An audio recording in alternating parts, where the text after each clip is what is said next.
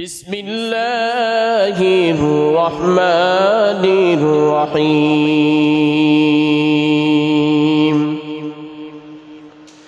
লাকাদ কানা লাকুম ফি রাসূলিল্লাহি উসওয়াতুন হাসানাতুন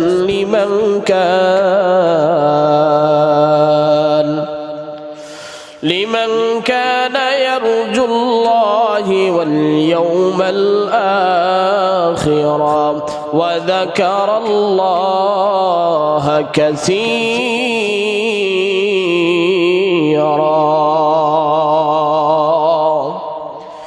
আল্লাহ রাব্বুল আলামিন ডাক দিয়ে বলেন, দুনিয়ার মানুষ, তোমাদের নবীর ভিতরে তোমাদের জন্য রয়েছে উত্তম আদর্শ। কোন মানুষ যদি নবীর চরিত্র মানতে পারে, নবীর আদর্শ যদি নিজের জীবনে সেট করে নিতে পারে, নবীর চরিত্র এত সুন্দর, এত সুন্দর, নবীর আদর্শ এত সুন্দর, যেই নবীর চরিত্রের ভিতরে কালিমার লেপন কেউ করতে পারে নাই, যেই নবীর চরিত্রের ভিতরে কেউ কোনোদিন দাগ লাগাইতে পারে নাই। এ মুসলমান নবীর উম্মাহ, আমার আল্লাহ রাব্বুল আলামিন ডাক দিয়ে বলেন, দুনিয়ার মানুষ, লাকাদ কানা লাকুম ফি রাসূলিল্লাহি উসওয়াতুন হাসানা, নবীর ভিতরে তোমাদের জন্য রয়েছে উত্তম আদর্শ। কোন মানুষ যদি নবীর আদর্শগুলো মানতে পারে, এই দুনিয়াতেও সফল হয়ে যাবে, আখিরাতেও সফল বানায় দিবে আমার আল্লাহ। কেমন চরিত্র, কেমন ছিলেন আমার নবী? আল্লাহর রাসূল হাদিস শরীফের ভিতরে বলেন, ফাকানা রাসূলুল্লাহি সাল্লাল্লাহু আলাইহি ওয়াসাল্লাম আহসানান নাসি ওয়া আজওয়াদান নাসি ওয়া আশজাআন নাস। আবার নবী ছিলেন দুনিয়ার ভিতরে সবচেয়ে সর্বাধিক সৌন্দর্যের অধিকারী ছিলেন আবার নবী। ফাকানা আজওয়াদান নাসি ওয়া আশজাআন নাস ওয়া আহসানান নাস, নবী ছিলেন সর্বাপেক্ষা সুন্দর। আবার নবীর সৌন্দর্যের বর্ণনা করে কোনোদিন শেষ করা যাবে না। দুনিয়াতে যে কয়েকজন পয়গম্বরকে আল্লাহ তাআলা সৌন্দর্য দিয়েছিলেন, তার ভিতরে সবচেয়ে অগ্রাধিকার ছিলেন আমার নবী। হযরত ইউসুফ আলাইহিস সালাম সুন্দর ছিলেন, কিন্তু ওই ইউসুফ আলাইহিস সালামের সময় হযরতে জুলাইখা, যিনি ইউসুফ আলাইহিস সালামের প্রেমে পাগল হয়ে গিয়েছিল, এক পর্যায়ে ইউসুফ আলাইহিস সালামের প্রেমে পাগল হওয়ার পরে জুলাইখা এত পাগল, জুলাইখার সাথীরা ডাক দিয়ে বলে, ও জুলাইখা, তুমি ইউসুফের প্রেমে কেন এত পাগল হয়ে গেলা? তুমি তো একজন বাদশাহের স্ত্রী, আজিজে মিশরের স্ত্রী, মিশরের বাদশাহের স্ত্রী, কিন্তু ইউসুফের প্রেমে তুমি কেন পাগল হয়ে গেলা? জুলাইখা ডাক দিয়ে বলে, ও আমার সাথীরা, ও আমার বান্ধবীরা, তোমরা যদি একবার ইউসুফরে দেখতা, তাহলে তোমরা পাগল হয়ে যাইতা। তোমাদেরকে আগামী দিন আমি আমার বাড়িতে মেহমান হওয়ার জন্য দাওয়াত দিয়ে দিলাম, আইসো আমার বাড়িতে, আইসো আমার বাড়িতে আসবা। ইতিমধ্যে ইউসুফ পয়গম্বরকে ডাক দিয়ে বললেন, আমার কিছু মেহমান আসবে, তুমি তাদের সামনে দিয়ে যাবা। জুলাইখা ডাক দিয়ে বললেন সাথীদেরকে, ইউসুফ পয়গম্বর যখন আসবে, তখন তোমরা তোমাদের কাছে যেইগুলো খাবার দেওয়া হয়েছে, আপেলগুলো দেওয়া হয়েছে, আপেলগুলো কাটবা। ইউসুফ আলাইহিস সালামের নুরানি সৌন্দর্যের চেহারা দেখে আপেল কাটা বাদ দিয়ে জুলাইখা আর ওই সাথীরা নিজেদের হাত কেটে দিয়েছিল।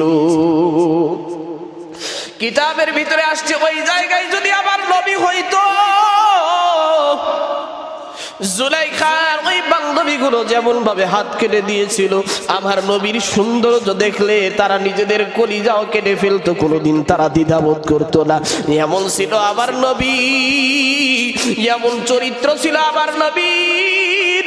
এমন সুন্দর ছিল আমার নবী, এজন্যই তো আল্লাহর রাসূল বলেছেন ফাকানা রাসূলুল্লাহ সাল্লাল্লাহু আলাইহি ওয়াসাল্লাম আহসানান নাস ওয়া আজওয়াদান নাস ওয়া আশজাআন নাস। আমার নবী ছিল পৃথিবীর ভিতরে সবচাইতে সৌন্দর্যের অধিকারী একজন পয়গম্বর। এত সুন্দর, শুধু সৌন্দর্য চেহারাতেই নয়, ব্যবহারের সৌন্দর্য, আখলাকের সৌন্দর্য। যেই আমার নবীরে দেখছে সেই নবীর প্রেমে পাগল হয়ে গেছে। যেই আমার নবীরে একটাবার দেখছে নবীর মোহাব্বত তাদের কলিজায় ঢুকে গেছে। আমার নবীর চরিত্র এত সুন্দর, এত মাধুর্যময় আমার নবী ছিল, কোন কাফেরের কাছেও যদি আমার নবী যাইতো, নবীর চেহারা দেখা মাত্র কাফেরের অন্তরটাও বিগলিত হয়ে যাইত। এমনি আমার নবীরে আলামিন সার্টিফিকেট দেন নাই, এমনি আমার নবীরে সাদেকের সার্টিফিকেট দেন নাই, চারিত্রিকতার সনদপত্র দিয়েছেন সেই সময়ের কাফেররা। আমার নবী ছিলেন এত সুন্দর, এত মায়াবী, যে কারণে আবার আল্লাহ বলেছেন ওয়া ইন্নাকা লাআলা খুলুকিন আযীম,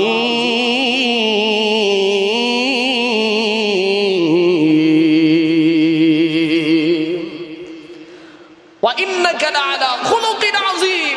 আমার নবী ছিল খুলুকে আযীমের অধিকারী, খুলুকে আযীম, মহান চরিত্রের অধিকারী ছিলেন আমার নবী। চরিত্রতার দিক থেকে আমার নবীকে ডিঙ্গিয়ে কোন মানুষ আজ পর্যন্ত যেতে পারবে না। যত লেনিন বলেন, কার্ল মার্কস বলেন, যত পৃথিবীতে যত বিজ্ঞানীর চরিত্র আছে, সব চরিত্র ফেল মেরে যাবে আমার নবীর চরিত্রের কাছে এসে, নবীর আদর্শের কাছে এসে সব আদর্শ ফেল হয়ে যাবে। সুবহানাল্লাহ। শুধু তাই নাই, নবীর আদর্শ যদি এখনো কোনো ব্যক্তি যদি পরিবারে সেট করতে পারে, পরিবারের ভিতরে আল্লাহ তাআলা রহমত দিয়ে দিবে, শান্তি দিয়ে দিবে, বরকত দিয়ে দিবে। আবার নবীর চরিত্র, আবার নবীর আদর্শ কোন সমাজের ভিতরে যদি কেউ বাস্তবায়ন করতে পারে মুমিন, ওই সমাজের ভিতরেও আল্লাহ তাআলা বরকত দিয়ে দিবে। সুবহানাল্লাহ, সুবহানাল্লাহ।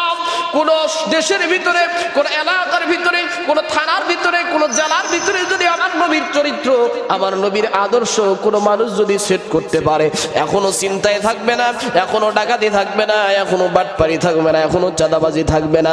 কারণ আমার নবীর চরিত্র যেই মানছে গো, আমার নবীর আদর্শ যেই মানছে, তেই সাত সেই সোনার মানুষে রূপান্তরিত হয়ে গেছে।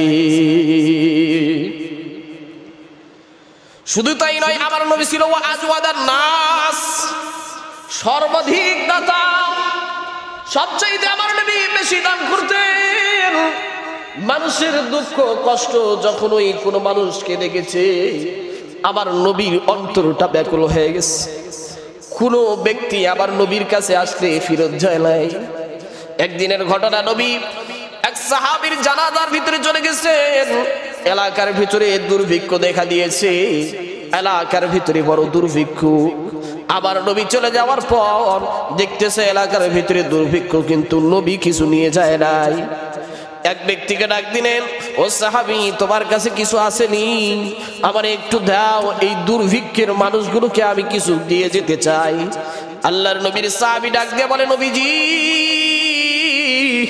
আমার কাছে তো কিছু নাই, তারে কিছু দিবেন, আমার কাছে তো কিছু নাই। এক কাফেরকে ডাক দিলেন, ও ভাই, আপনার কাছে কিছু আসেনি? আমারে কিছু ঋণ দেন, হাওলাত দেন। ঋণ নিয়ে 1 মাসের সময় নিয়ে আল্লাহর নবীজি গরিব এতিম দুঃখীদের মাঝে বিলীন করে আসলেন। আরে ভাই, আমার নবী তো ঋণ করে হলো মানুষটা দান করছে। আর এখন আমাদের সমাজে তো এমন পাওয়া যায়, নিজের টাকা থাকলেই তো দেয় না, আর দান তো করে তো দূরের কথা, দান করে মানুষকে তো, মানুষের কাছ থেকে ঋণ করে দান করা তো এটা অনেক দূরের কথা। শুধু তাই নয়, আমার নবী ছিলেন বীর পুরুষ। পৃথিবীর ভিতরে সর্বাধিক বীর পুরুষ ছিলেন আমার নবী। এত শক্তি ছিলেন আমার নবীর, একজন মানুষের শরীরে আল্লাহ রব্বুল আলামিন 40 জন যুবকের পাওয়ার দিয়েছিলেন। সুবহানাল্লাহ। একজন মানুষের শরীরে আল্লাহ রব্বুল আলামিন আমার নবীকে 40 জন সুঠাম দেহের অধিকারী যুবকের পাওয়ার দিয়েছিলেন আমার নবীর মধ্যে। এমন তো ছিলেন আমাদের নবী।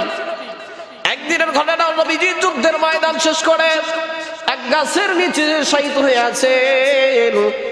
এক কাফের দূর থেকে দেখছেন আমার নবীজি ঘুমায় আছেন, কেউ নাই, নবীজির পাশে কেউ নাই। এক কাফের চুপি চুপি চলে আসছে, নবীজির কাছে এসে বুকের উপরে বসেছেন, নাঙ্গা তরবারিটা নিয়ে নবীজির গলার ভিতরে ধরে বসেছেন। নবীকে ডাক দিয়ে বলে, মুহাম্মদ ইবনে আব্দুল্লাহ, এখন বল তোরে কে বাঁচাবে? আমার হাত থেকে, এই তরবারির হাত থেকে তোরে কে বাঁচাবে? মুহাম্মদুর রাসূলুল্লাহ ডাক দিয়ে বলে, দুনিয়ার কেউ বাঁচানোর মালিক না, আমারে বাঁচানোর মালিক আমার স্বয়ং আল্লাহ। আমারে বাঁচানোর মালিক আমার স্বয়ং আল্লাহ।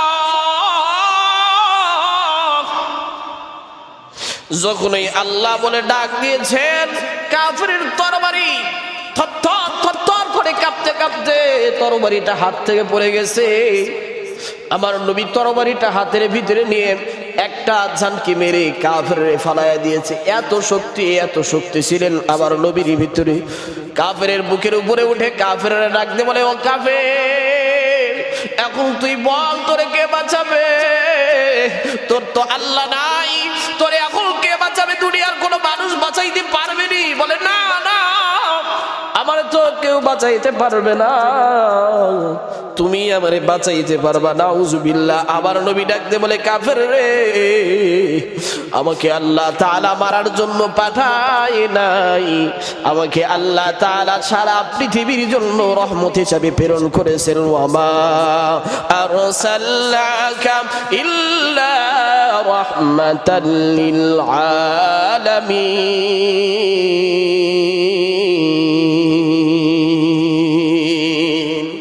আমার নবী ছিল রহমত, কাফেররা মাফ করে দিস।